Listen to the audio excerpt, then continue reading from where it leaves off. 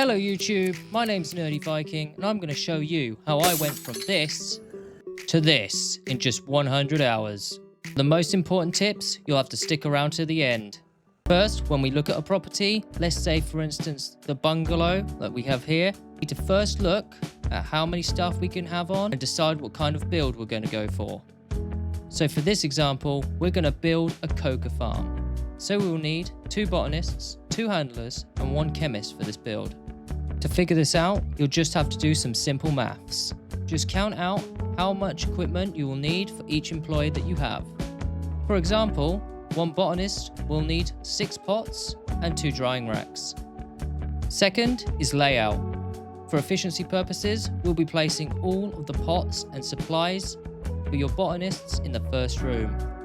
This is so that your travel time is minimalized. Next, you want lockers and the brick press in the kitchen. Once this is done, put all of your chemist equipment and your drying racks into the back room. This is because they don't need to be close by and can be out of the way while everyone else is doing their jobs. Third, we have employee settings. To keep them efficient, we're going to split up their workload. Then they will take their supplies from the closest safe or storage rack, depending on what you use.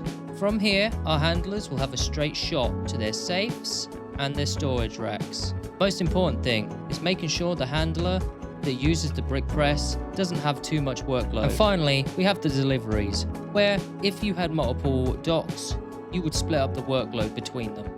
When we only have 1 loading dock, we need to make sure that we only order what we need.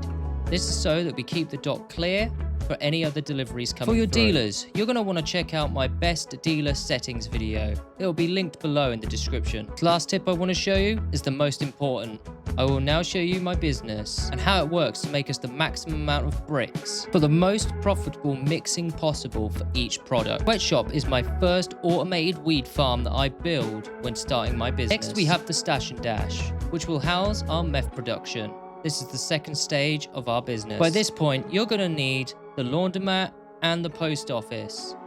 This is so you can launder enough money for your next property build. Once you have your first 2 businesses set up and laundering money, we will want to buy the bungalow and create a temporary mixing area. This is only until we get hold of the coca. After this, you're going to want to get hold of the car wash and taco ticklers. This is because your next properties are going to need a lot of materials and online ordering. It's time to get serious. Introducing the barn for our ultimate mixing farm. This will bring all of our products to their maximum potential. Finally, the magnum opus of the operation. Fully kitted out with all your product needs. Weed, coca and meth. All brought together for the maximum efficiency. Please see the description for all of my tutorials shown in this video.